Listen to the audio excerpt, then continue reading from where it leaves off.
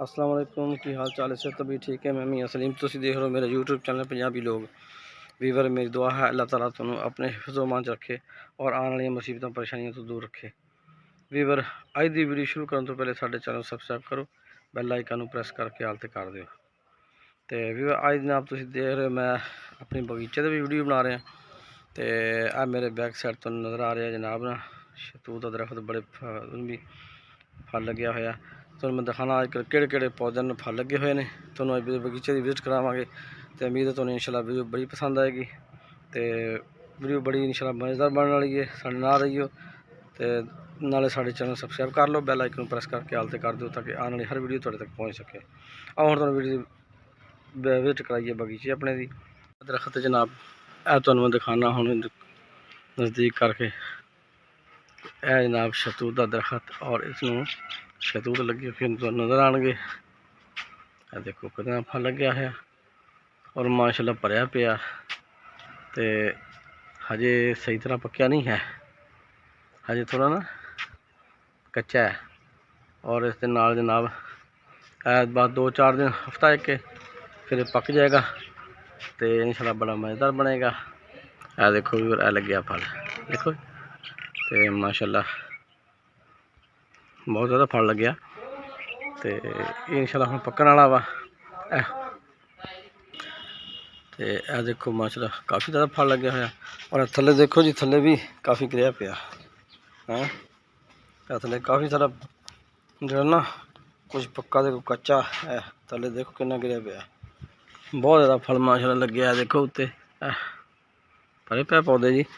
तो आओ हुण अगला पौधा देखते हैं, अगला पौधा केड़ा तुहानू भी बताने हैं। वीवर, अगला पौधा देखो जी, ए फल लग्या होया। इधर सोच के दसो कि की चीज़ है। वीवर, ये केड़ा फल है? ये देखो, और ये फल पंजाब में अक्सर नहीं हुंदा, ये सवात ठंडे इलाके का फल है। वीवर, ये पौधे में पहली दफ़ा फल लग्या।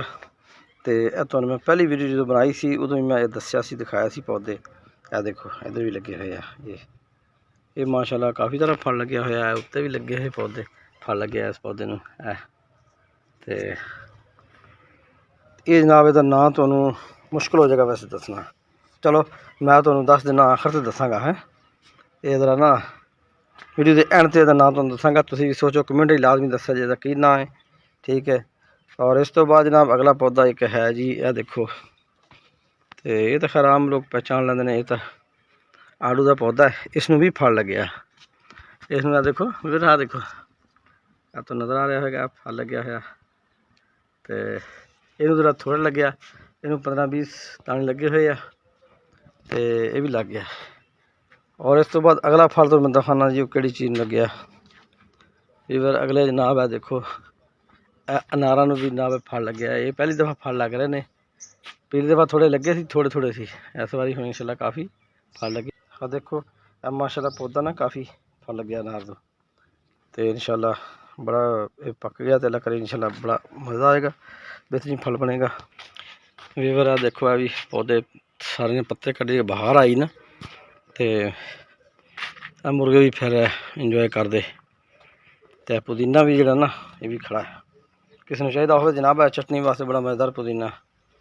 तो यह जनाब आ पिपल का एक पौधा लाया, ये भी देखो पत्ते निकले है। तो वीवर, फालसा का पौधा सी, ये जनाब हम पत्ते मैं कट दिता सी, दोबारा हुण फुट रहा, यदियाँ शाखां निकल रही ताज़ा। तो और अमरूद भी ताज़ा पत्ते कढ़े हुण, और अंब भी जनाब है ताज़ा पत्ते कढ़ रहा।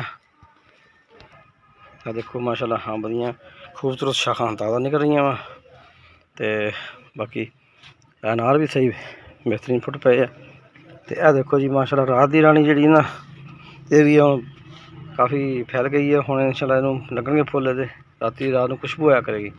आ देखो सेब के पत्ते ने भी है ताज़ा पत्ते कढ़े सेबा ने भी। तो वीवर देखो,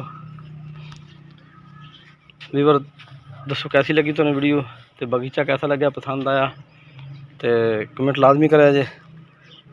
तो बैल आइकन प्रेस करके आल ते कर दो, नाले साडे चैनल सबसक्राइब कर लो।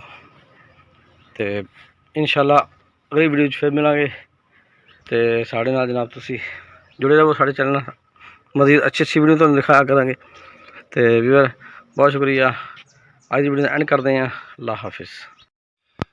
व्यूअर यह जो फल तो मैं क्या सी आखिर तो दसांगा इहदा नाम, हुण मैं तुहानूं इहदा नाम दसना चाहना, लेकिन ये ठंडे इलाके च पौधा होंदा जनाब, ये दरख्त होंदा है और इस जनाब फल लगता है। और ये फल असी लोग मंगवा के खाने हैं, बड़ा महंगा मिलता है सानू पंजाब विच। ते ये अक्सर सवात और कलाम वाली साइड ते इस साइड ते हुंदा है ये फ्रूट। ये जनाब फ्रूट का नाम है जी, दस दिए तुहानूं फिर। चलो व्यूअर हुण दस दिन्ने जी। ये फ्रूट है जी जनाब, की नाम है जी ਇਹਦਾ ਨਾਂ ਹੈ जनाब अली जापानी फल, और जिन्हों उस जबान अमलोक कहते हैं, और इत्थे जनाब इनू जापानी फल कहा जाता है। हालांकि यदा जापान सुनिया कोई तलक नहीं है, तो हो सकता कोई तलक होवे भी जापान च, लेकिन सानू कोई ये बारे इलम नहीं है। तो ये जापानी फल जनाब इंशाल्लाह लगेगा, तो जो फलेगा फिर तुहानूं दिखावांगे।